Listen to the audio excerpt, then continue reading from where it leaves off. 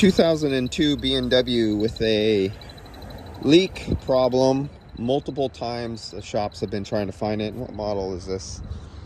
330 CI. Okay, so the story is they filled it several times, couldn't find a leak. They put dye in it, couldn't find a leak. So the shop took it to another shop who does air conditioning down the street, and they thought they found a leak. They changed the condenser and it leaked right back out again. Now they say they couldn't find a leak with the dye. This is what happens when you have bad lights and bad dye. Now I could see dye in here, but it's really faint. I don't know. Let's get the camera to focus. I don't know if you could see it down there in the crack right at the seal. You could see it there. Now with my lights, I could see it. They could not see this with their lights, and this is their cheap ass dye, whatever they use, a diluted down dye. Okay, this doesn't see as strong. This is a 400 nanometer. This is 365 nanometer light.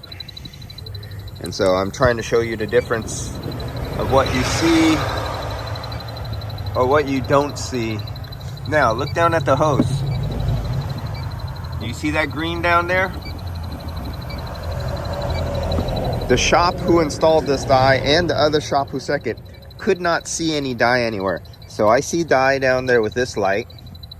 And now let's see this light. Look at all that oil on the hose down there. You see that dye inside there? Okay, so let me zoom in a little bit. Let me give it the other light. So now we're gonna use this light.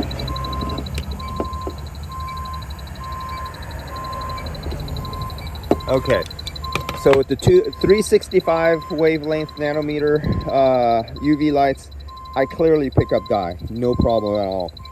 But then I'm expecting, let me get back to here. I'm expecting I'm gonna find a leak, maybe at the evaporator too, but we'll find out after that. So let me go do some leak search. I'm gonna use the electronic leak detectors now.